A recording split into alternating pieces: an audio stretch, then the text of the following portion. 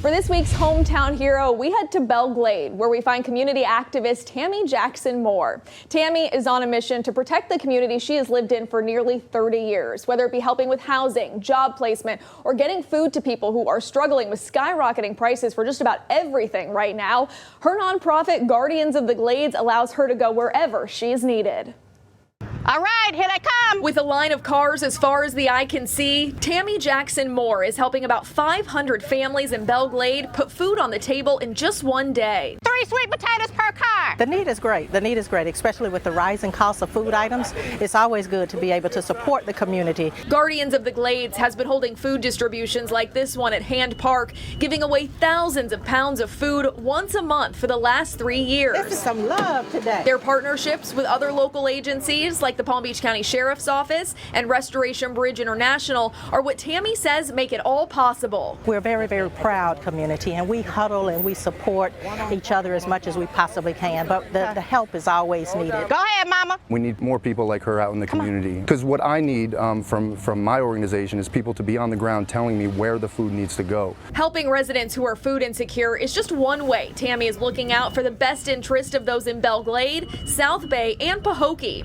She started Guardians of the Glades 8 years ago to make sure this area of Palm Beach County had a voice. Trying to facilitate conversations, trying to connect bridges to different groups and different organizations to make certain that the people here in this community have what they need and have the most accurate information to make the best decisions for them, their family, and their community. The group also recently created a leadership program for local women to help them grow both personally and professionally. The first class just graduated in October. My thing that I say all the time is just because we're out west doesn't mean that we deserve anything less. Let's go.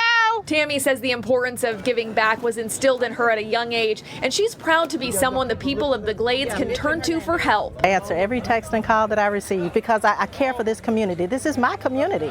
I raised my family here. My children went to school here. They have friends that still live here, even though they have moved on and have their own families. Their friends still live here, and I care for this community.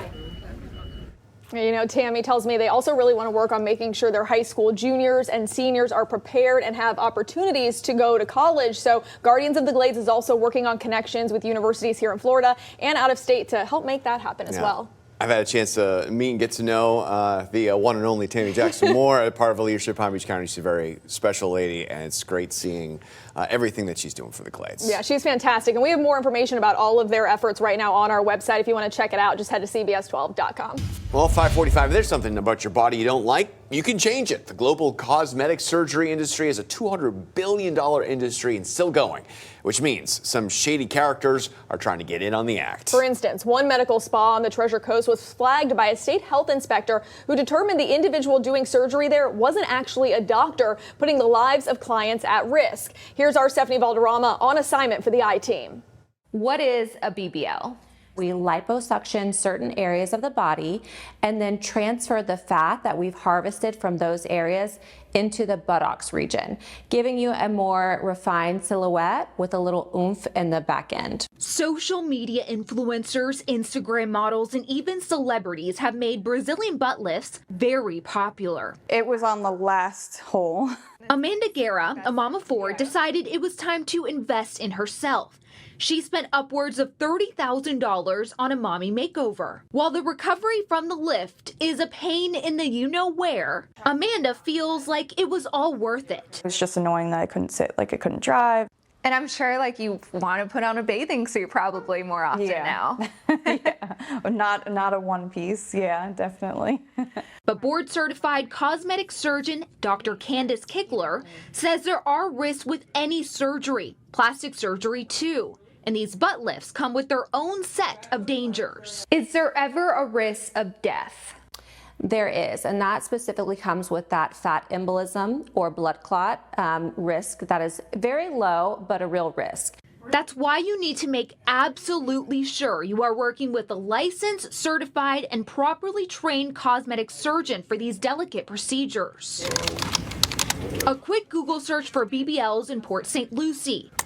Among the top hits, Cosmetica Plastic Surgery and Anti-Aging, a medical spa located on Southeast Port St. Lucie Boulevard. On the website, under Meet Our Staff, no MDs or surgeons, despite offering a wide range of surgical and non-surgical procedures. In June of 2022, the state surgeon general suspended the license of physician's assistant and owner of Cosmetica, Adley De Silva. De Silva's attorney says the state's claims are not true. The attorney says the Department of Health, quote, acts first and investigates afterwards. But here's what the Department of Health says.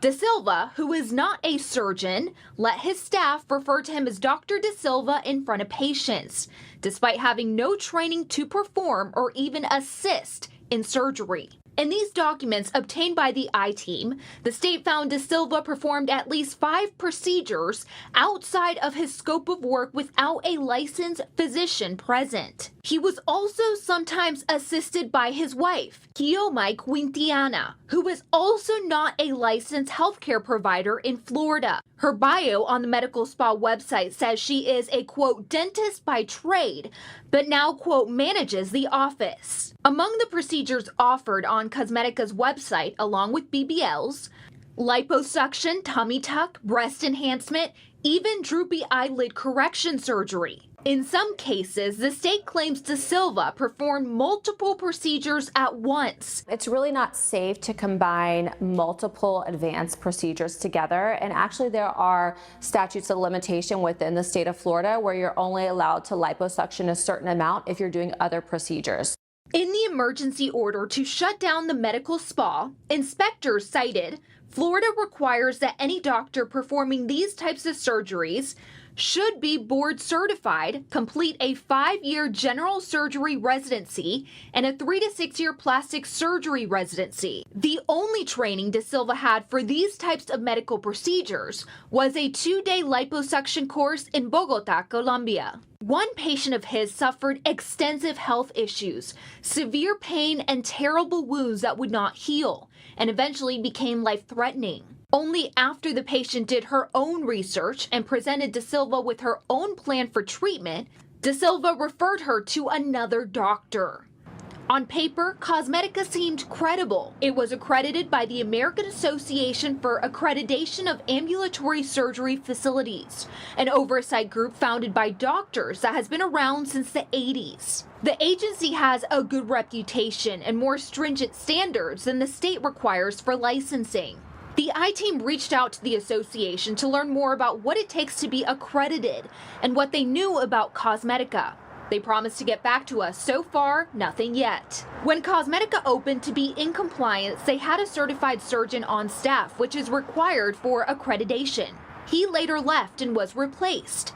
His replacement then left, but the necessary paperwork stayed behind and was displayed on the walls of the medical spa. Where should they look to make sure that the doctor they're going to is board certified, is legit? I would really start with the basics. Just Google their name, find out where they went to school, maybe what additional training they've completed.